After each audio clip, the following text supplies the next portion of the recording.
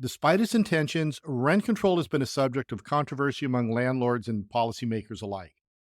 Now, you're going to get some who argue that it stifles investment in rental properties, leading to a shortage of available housing and deteriorating living conditions. Others contend that rent control is necessary to prevent gentrification and displacement in rapidly growing cities. They believe it's a crucial tool for preserving affordable housing options and ensuring socioeconomic diversity within communities.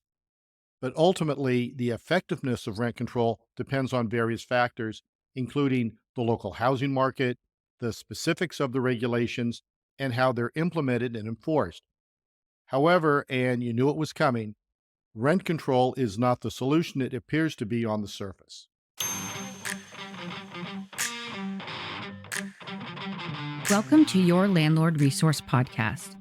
Many moons ago, when I started as a landlord, I was as green as it gets. I may have had my real estate license, but I lacked confidence and the hands-on experience needed when it came to dealing with tenants, leases, maintenance, and bookkeeping. After many failed attempts, fast forward to today, Kevin and I have doubled our doors and created an organized, professionally operated rental property business. Want to go from overwhelmed to confident? If you're an ambitious landlord or maybe one in the making, join us as we provide strategies and teach actionable steps to help you reach your goals and the lifestyle you desire, all while building a streamlined and profitable rental property business. This is your Landlord Resource Podcast. Hello there, landlords, and thank you so much for listening to the Your Landlord Resource Podcast. I'm Stacy, and I'm here with Kevin, and today we are talking about the lovely subject of rent control. Now, I know that not many states have rent control laws and ordinances, but regardless of where you have rentals, this is an important subject that you need to know about. Yeah, this is an important one. And now, as you should know, most of our rental properties at this time are in California, which has statewide rent control, as well as some counties with much stricter rent control laws than even the state level ones. So it's important to know that just because you live in a state with no rent control, that doesn't mean your county or province where your rentals are located cannot enact some level of rent control that you'd have to abide by. Yeah. So, okay, let's start with what is rent control? And where it can vary by location, the basic premise is it limits how much money landlords can raise rents on a residential rental property. But some laws also impose restrictions on eviction reasons as well. Many cities have implemented it to protect tenants and stabilize rents with the goal of providing affordable housing options for tenants, particularly in areas where housing costs are soaring. There are some controversial thoughts about whether it works or not, and we're going to get to that in just a little bit. Rent control varies around the world. While, yes, many cities here in the US have it, the UK has a law that limits rent increases to the inflation rate plus 1%. Germany, France, and Sweden also have some form of rent control as well. So, as Stacy mentioned, rent control laws provide tenants with protection and regulation in the rental market. They limit rent increases, they require valid reasons for evictions, and protect against retaliation if tenants exercise their rights. Now, some cities have inclusionary zoning policies that mandate affordable units when building new developments. In California and some other locations, smaller properties like single family homes and condos are excluded from rent control, or if your building was built in the last 15 years, you are exempt as well. So, this stands to reason why developers are building a lot of new apartment buildings and why some landlords are holding on to their single family home rentals instead of scaling to larger multifamily units. Here in California, building size duplexes and up, we cannot raise rent more than 5% plus CPI, and that's the Consumer Price Index. And that usually hovers around 3 to 4%, but the maximum increase cannot exceed 10%. And to be honest, it's really not horrible as long as your rents are at market rate. Oregon and California are the only two states with statewide rent control laws in place, with Washington, D.C., and various cities in New York, New Jersey, Maine, Maryland, and Minnesota having rent control at the local level. 33 states have preemptive rent control regulations in place, meaning that this legislation would effectively preempt all rent control ordinances at the local level. And for those of you who love history, rent control actually dates back to World War I when it was used to stabilize rents and prevent profiteering. I really did not know that. That's very interesting. I mean, I'm not a history person, but I thought it was just like a new thing. I Yeah. really didn't And realize I'm a history person and I didn't realize it till we looked it up. Yeah. All right.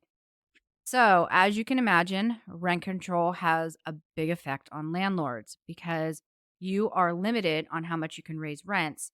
That can mean lower profits.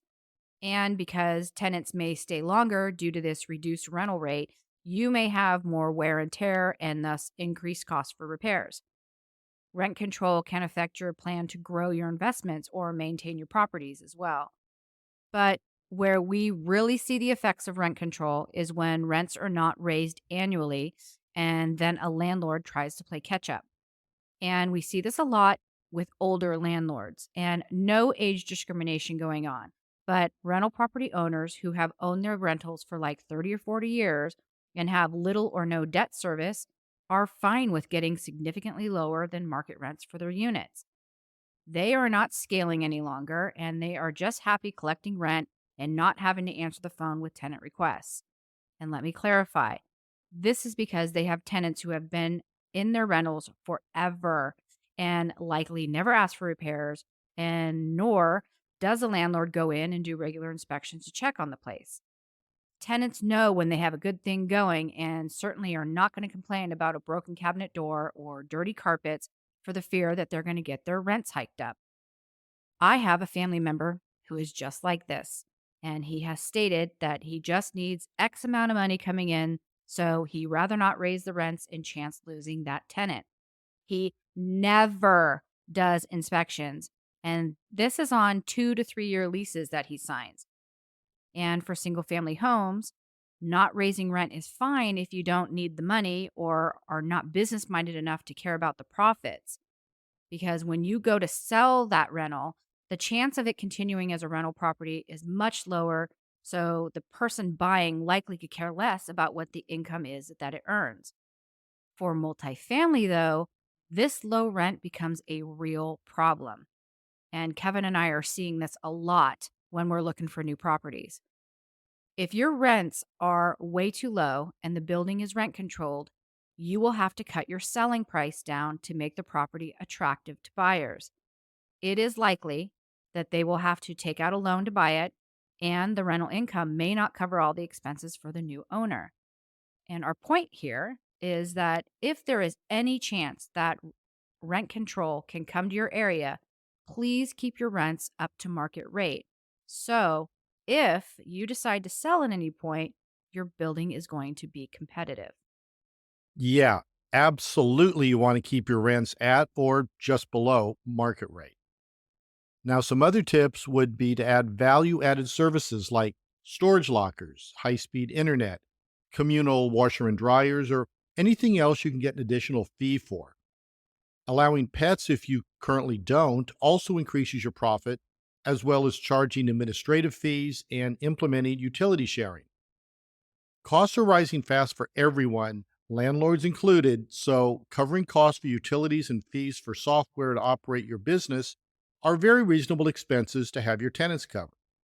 Listen, we're small time compared to some of those big property management companies, and most of them are charging what we think are really high admin fees to each of the units they manage. And the landlords who they represent do not get any of this, by the way. So, in order for property managers to make it without having to charge crazy rates to their client, that's us landlords, they charge fees to tenants. These fees are for services they provide regardless, but it's a good way for them to cushion their bottom line. Yeah, so here's a case in point. In Idaho, our property manager charges our tenants $50 a month for admin fees, and that includes 24/7 maintenance and delivering air filters every 3 months. So check this out. We have one 4-unit building with them there. The complex has over 25 buildings of fourplexes. So that's $200 a building times 25 buildings and an income of $5,000 a month just on our complex alone. And you guys, they manage many complexes just like this. And I get it. They have a hefty fee per month for their software, have several employees, and they have a service answer the phone 24/7. But yeah, they're doing pretty well over there. And hey, no complaints from us on this because fingers crossed it stays this way. But they implemented that fee in lieu of increasing our management fees that we had to pay. So, yes, they make a lot of money, but as most of us are at market rents, we have no way to increase our income to cover higher management fees.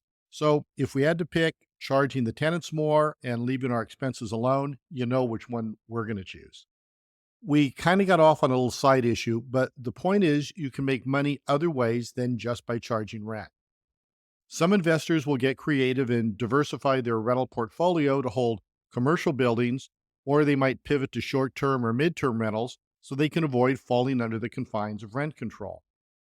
We are getting ready to launch and test one of our studio apartments as a midterm rental and see if we can earn a higher income there. The reason is not solely to skirt rent control, but because our studios are relatively small and the tenants really don't care to live there for longer than a year, sometimes two at the most. Our turnover is higher than with our larger units. If we can increase our rents by $300 to $400 a month and get nurses, government officials, professors, etc., in there for 3 to 6 months at a time, then it's worth the additional work for us for that potential $3,500 to $5,000 annually in income. If it does work out, we'll likely take the other studio right next to it and convert it as well. And then we could possibly increase our annual income by $7,000 to $10,000 a year on two units that were small and sometimes hard to rent in the long-term market. And once we get that unit launched and get some experience at it, we will definitely be doing a podcast all about what we've learned. So stay tuned. Yeah, I think the point is try to think outside the box and come up with ways that you can increase your profits regardless of if you're in a rent controlled area or not. As it was mentioned earlier about my family member who doesn't raise rents or do inspections or preventative maintenance, don't do that. We please don't do that. Be proactive and do semi annual inspections and keep up to date with preventative maintenance like HVAC servicing and looking for leaks or dry rot.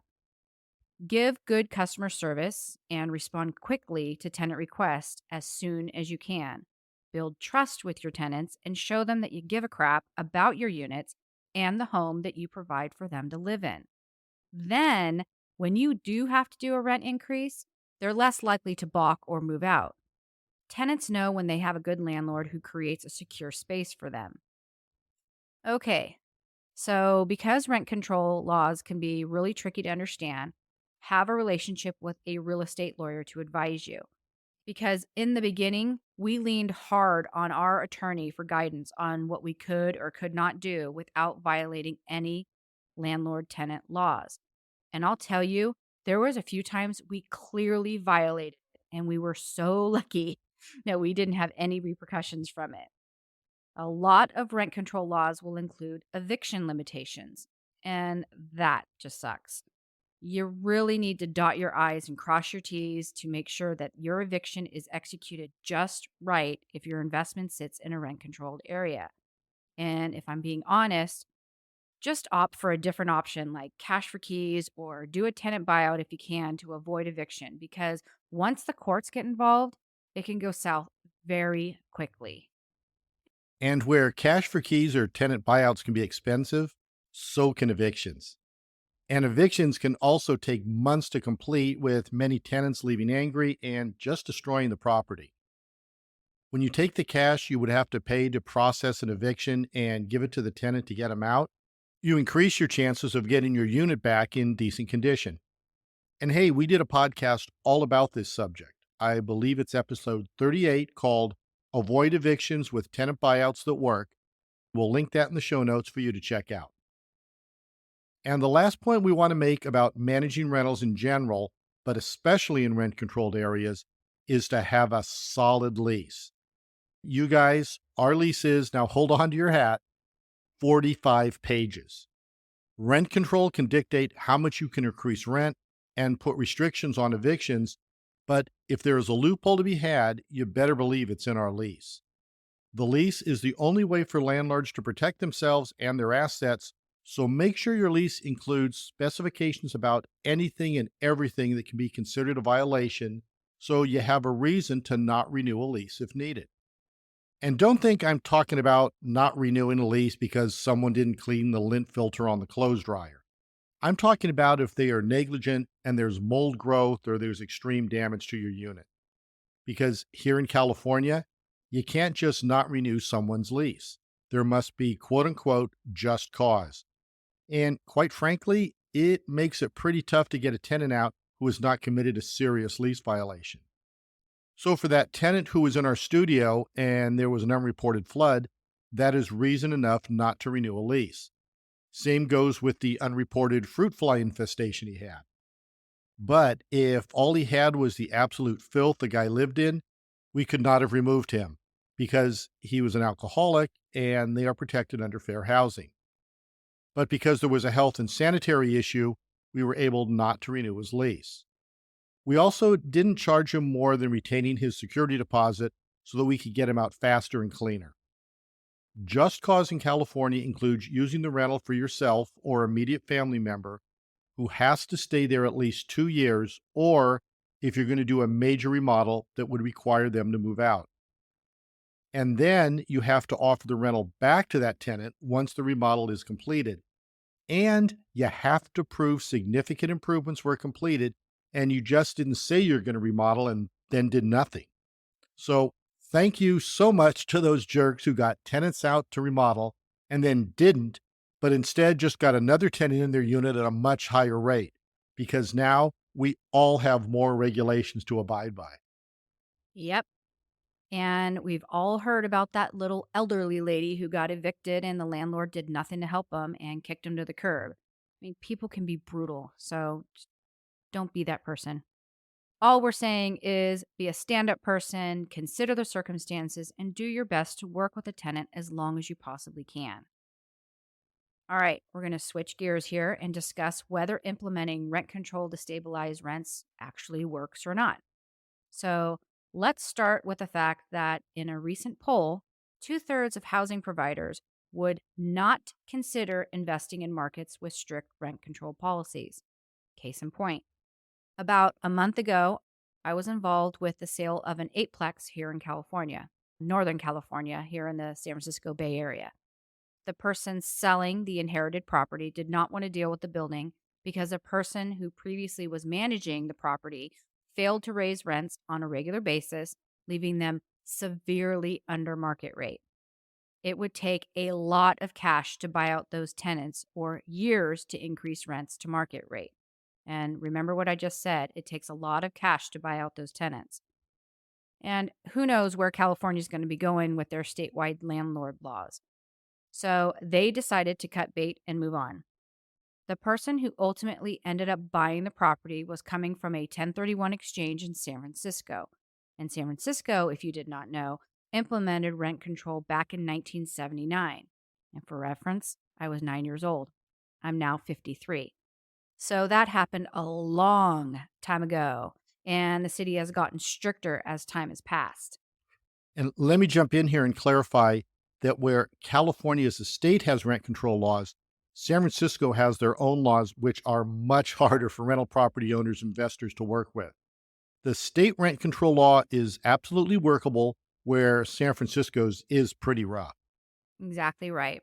Which is why this buyer wanted to move his investments about 8 miles south outside of the county of San Francisco.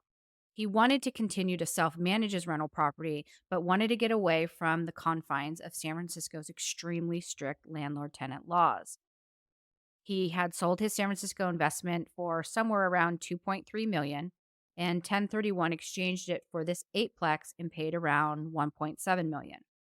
Now, he likely paid more than 550,000 for his original investment, so the $530,000 difference between the 2.3 1.3 million sale of his San Francisco property and the 1.7 million price he paid for the new investment property, also known as a boot, likely was not subject to capital gains tax. Stick with me here. I have a point. So he buys this eightplex that was a good building, but had every unit with rents severely under market. If you recall earlier, I mentioned that one way to battle those severely under market rents in a rent and eviction controlled area is to use cash to do tenant buyouts. And you guys, this method takes a lot of cash, which this buyer had. Where he did not say this was his plan, my guess is that one by one, he's going to offer those tenants cash for keys or some level of buyout, go in, remodel the units to look amazing, and then rerun them at market rate. And he has the extra cash to do it, and it would work. And then he will hold it for a couple years, let it appreciate to boost that value he added, 1031 the building again into something else, and make a bundle on that investment. So this is exactly the scenario that Stacy mentioned about housing providers in rent-controlled areas moving their investments to other markets. Personally, if this was us, we would move the investment out of state and get more bang for our buck, but he had a personal scenario where this location worked best for his family and financial situation. And I'm going to jump in here real quick and also make the point that this is why the person who was selling that 1.7 million building had to take a lower price is because all the rents were severely under market. And whoever came in to buy that place, if they had to take out a loan, the rents that were being earned was not enough to cover all the expenses for that building. Yeah, really good point. Despite its intentions, rent control has been a subject of controversy among landlords and policymakers alike. Now, you're going to get some who argue that it stifles investment in rental properties, leading to a shortage of available housing and deteriorating living conditions. Others contend that rent control is necessary to prevent gentrification and displacement in rapidly growing cities. They believe it's a crucial tool for preserving affordable housing options and ensuring socioeconomic diversity within communities. But ultimately, the effectiveness of rent control depends on various factors, including the local housing market, the specifics of the regulations, and how they're implemented and enforced. However, and you knew it was coming, rent control is not the solution it appears to be on the surface.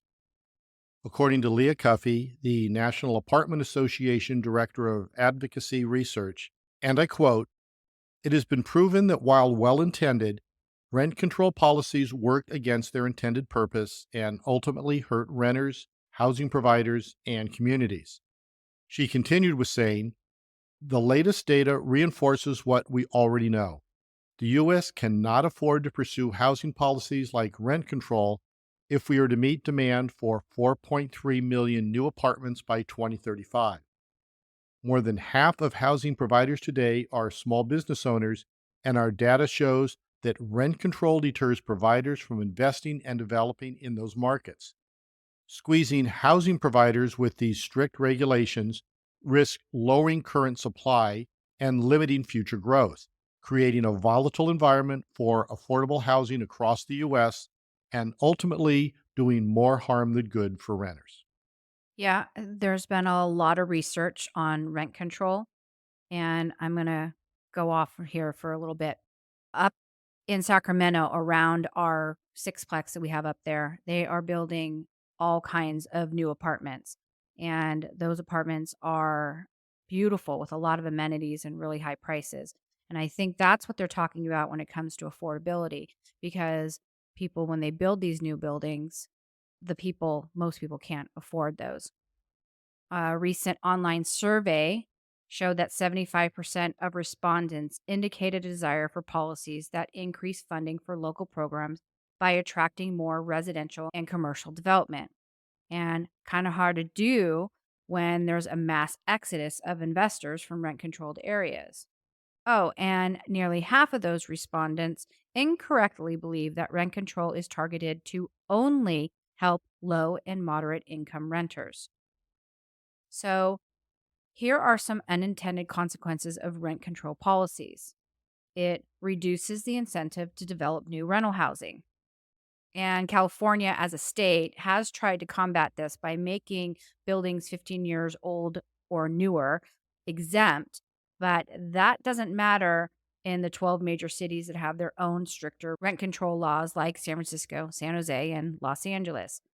It discourages investment in rent controlled areas because it decreases the value of a rental property.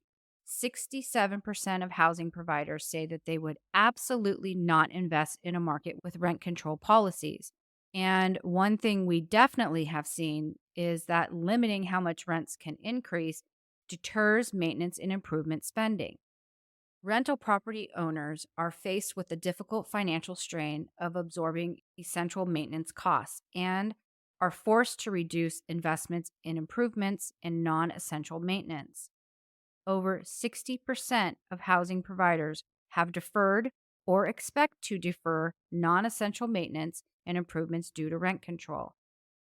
For those landlords who had their rent severely under market before rent control was passed, they now face the issue that they can't get their rents up to market value and earn the income that's needed to hold reserves for necessary repairs and improvements. And this is not everyone here in California, but you guys, our expenses are really increasing. Liability insurance has increased tremendously. And here in California, when we had that drought, the cost of water doubled. Many owners of multifamily buildings are just now starting the process of utility sharing because they can't raise rents to help offset these increased expenses. We have all had to get creative on ways to charge for things we normally would include as a comp amenity because of these limitations of rent control. For those of us who are savvy enough to implement these fees to offset the lost income, we're able to keep up with preventative maintenance and make necessary improvements. And as a side note, I will say that the pandemic hit a lot of landlords hard, and many drained the reserves that were set aside for maintenance and improvements to cover lost rents, us included. So something had to be created for us to build those reserves back up and continue to maintain our buildings so that tenants would want to live there. So for us, our sixplex is in a place where we're starting to have to renovate the units.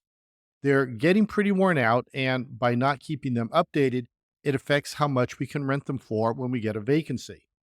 We prefer to hold high C to mid B level properties because that's a sweet spot in Sacramento.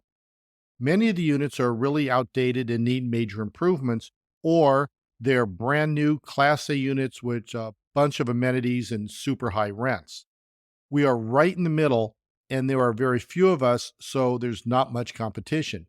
But if we do not keep up with the improvements, we're going to lose our place in this market. Which has happened to many of those other really outdated units. And now they sit on the market for quite some time because no one wants to rent them for the price the owners need to get to make that investment work. And if I'm being honest here, we have one unit that does need a lot of work, and the tenant's been in there for what, 13, 14 years now?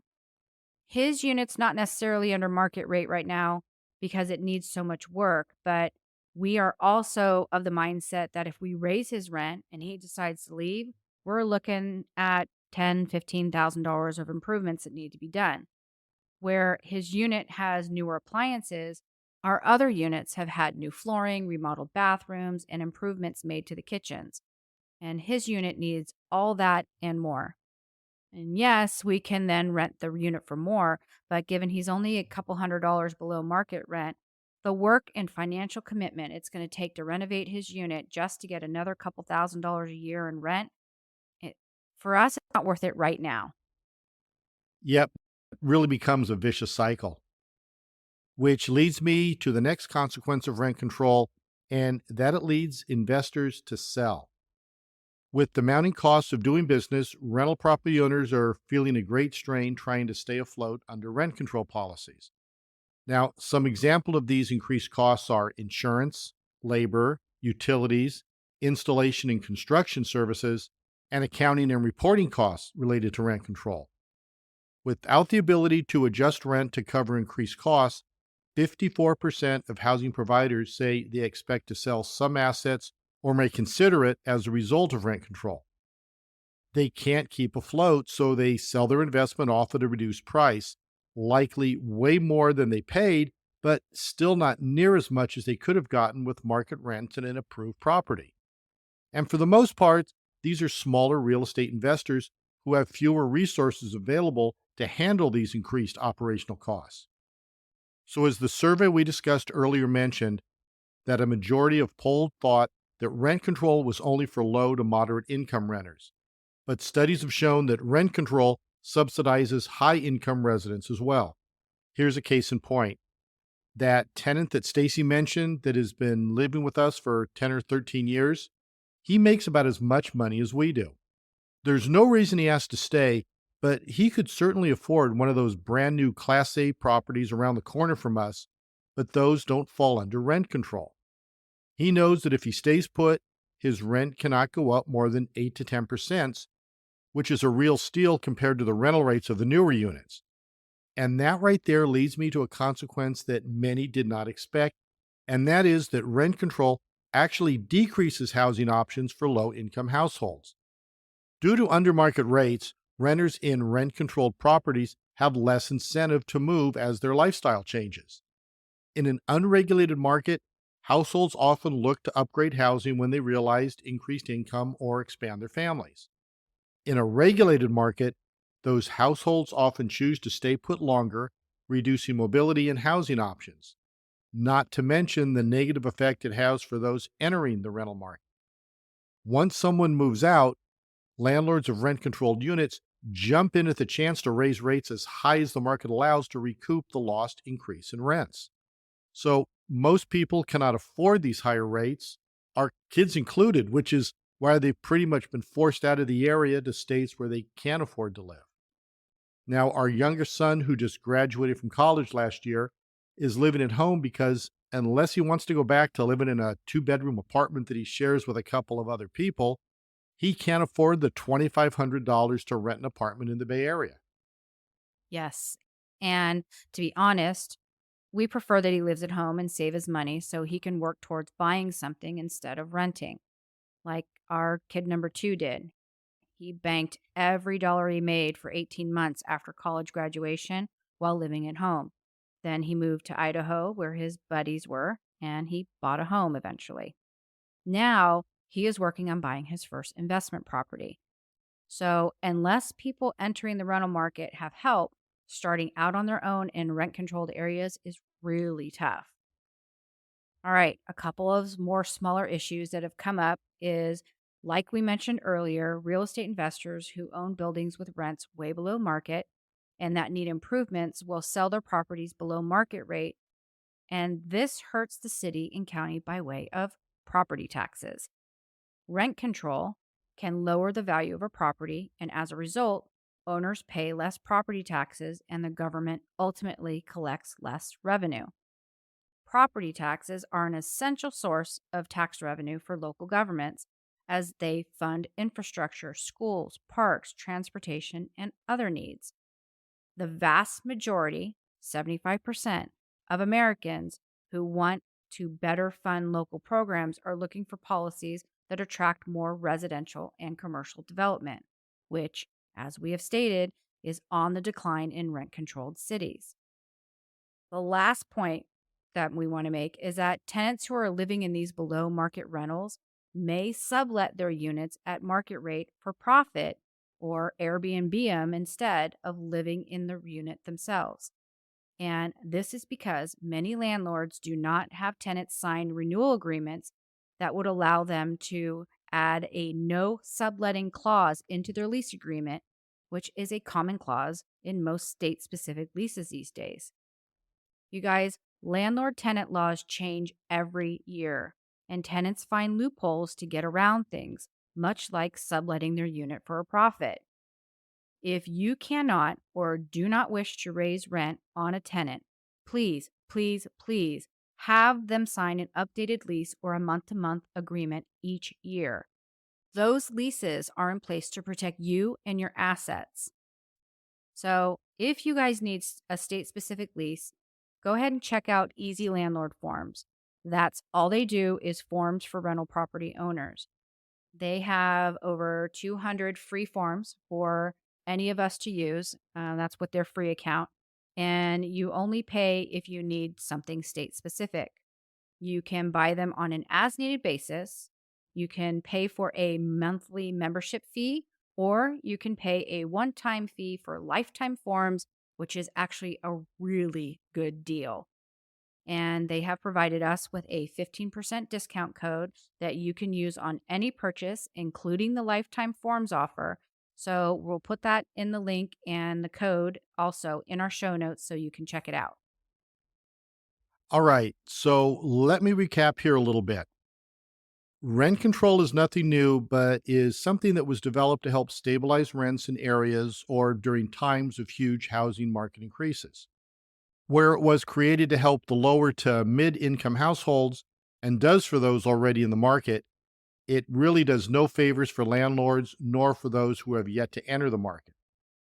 There are a lot of consequences that have come about with rent control, the hardest being the ability of smaller real estate investors to keep up and maintain their units. Our suggestion to combat this reduced income is to create other ways to add income to your bottom line. You can do this by sharing utilities, offering amenities for a fee, like allowing pets, building storage units, or offering high speed internet. We have a podcast that has done really well. It's episode 18, appropriately called 7 Ways to Increase Profit in Your Rental Property. We'll link it in the show notes for you to check out if you haven't already. For those of you who may or may not yet have had to deal with rent control, we suggest you stay informed and prepared as a landlord by learning about local ordinances regarding rent control. Knowing the specifics of rent control helps you manage your rental properties while staying in compliance with relevant laws. And lastly, stay on top of and make sure you're using a solid lease. Always have your tenant sign a new lease or a rental agreement, even if you're not raising their rent. Where we did not raise rent, one thing we added to our lease was a clause about how we intend to, at some point, implement a utility sharing program. Our tenants had to sign that they agree to accept this new fee whenever we were able to get around to starting it. So take a minute to think about what you might be able to do to add to your lease so it works better for you. That was a great recap. And I'm hoping that even though much of the country does not have to deal with rent control, that our listeners have a better understanding of it now. This way, should their state put something on the ballot, they can fight like hell to defeat it. And you guys, my last quick bit of advice: sign up to get notifications from your local or state run apartment association because they will email you when landlord tenant laws are heading for a bill or a ballot. And this is the information that you need to know and understand how it will affect your rental property business. Okay, that is our show for today. As always, thank you for taking the time out of your day to give us a listen. And if I could so ask a favor, if you like what you hear, would you please leave us a kind review? Those reviews really help other landlords give us a chance when they see how much you like to listen to what we have to say. We will put a link in the show notes on how to do that review. And if a review is not for you, would you please subscribe or follow to listen to us weekly on your favorite podcast platform? The more regular listeners that we have, the higher we rank and can then be found by other self managing landlords like yourself. And hey, we would love to keep in touch with you. We have a free weekly newsletter that has several landlord specific articles to keep you informed, our favorite landlord products that we like to use in our business, plus the link to the weekly podcast episodes. You can subscribe at yourlandlordresource.com/subscribe. We will also put the link in the show notes along with links to our private Facebook group and our social media sites. Please know we really appreciate you. And until next time, you've got this, landlords.